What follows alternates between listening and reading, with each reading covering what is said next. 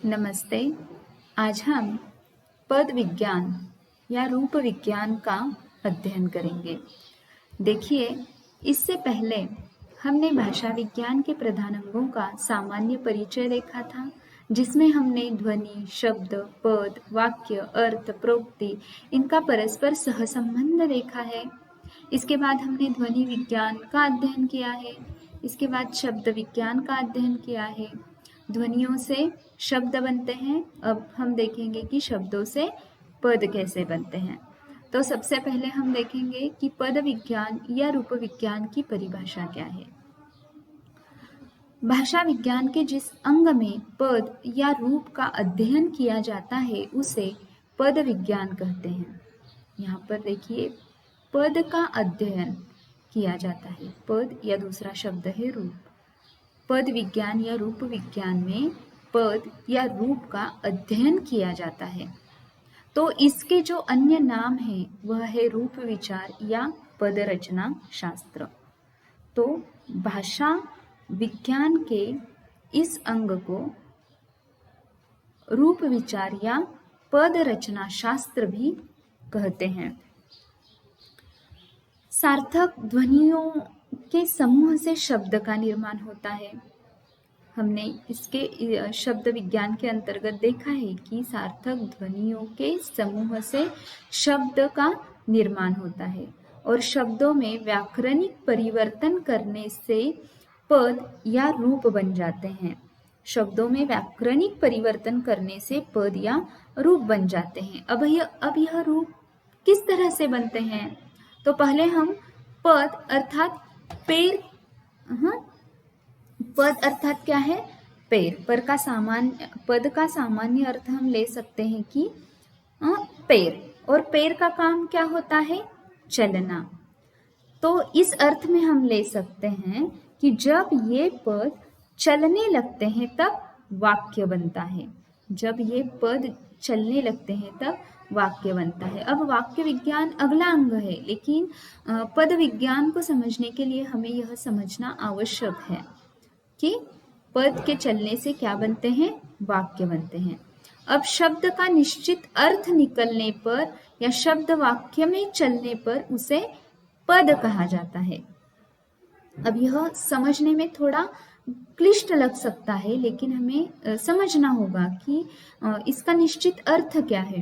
तो यह समझने के लिए देखिए, शब्दों में संबंध तत्व अर्थात रचना तत्व और विभक्ति जुड़ जाने पर पद की रचना होती है।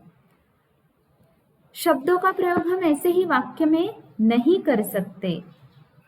शब्दों को पदों में निर्मित होने के बाद ही हम उसका वाक्य में प्रयोग कर सकते हैं। इसलिए संबंध तत्व और रचना तत्व और विभक्ति जुड़ जाने पर ही पद की रचना होती है। अब शब्दों में प्रत्यय या विभक्तियां जुड़ जाने से अर्थात वह वाक्य में प्रयुक्त होने योग्य बनने पर वह पद बन जाते हैं। तो इसका उदाहरण लेने पर यह संकल्पना हमें अच्छी तरह से समझ में आ जाएगी। देखिए, मैं एक उदाहरण यहाँ पर आपको देती हूँ। यहाँ कुछ शब्द हैं। हमने देखा है कि सार्थक ध्वनियों के समूह से शब्द बनते हैं। जैसे कि देखिए, यहाँ पर राजू यह एक शब्द है। राजू शब्द है। दूसरा शब्द है नोटबुक, तीसरा है पेंसिल, चौथा है लिखा। अब इन शब्दों का अपना अर्थ है जो मूलार्थ है। राजू, नोटबुक, पेंसिल, लिखा, इन शब्दों का अपना अपना एक अर्थ है। राजू कहने से हमें समझ में आता है कि किसी लड़के का नाम है यह। नोटबुक यानी कि जो हम लिखते हैं कॉपी होती है। पेंसिल, लिखा यानी कि लिखने की एक क्रिया है। यह अर्थ हमें मालूम है, यह मूलार्थ है। तो देखिए, सिर्फ इन शब्दों से वाक्य नहीं बनते। इन शब्दों से हम वाक्य नहीं बना सकते और इससे अर्थ भी कोई सूचित नहीं होता। सिर्फ राजू कहने से ठीक है, मूलार्थ समझ में आता है, लेकिन इसका वाक्य में प्रयोग करने के लिए इन शब्दों को प्रत्यय और विभक्तियां जोड़नी आवश्यक होती हैं। तो इन शब्दों को प्रत्यय और विभक्तियां जोड़कर उन्हें वाक्य में प्रयुक्त होने योग्य बनाया जाता है। जैसे कि देखिए, अब ये जो 4 शब्द हैं, राजू, नोटबुक, पेंसिल, लिखा, इन शब्दों में प्रत्यय और विभक्तियां जोड़कर हम वाक्य बनाते हैं। जैसे कि राजू ने नोटबुक में पेंसिल से लिखा।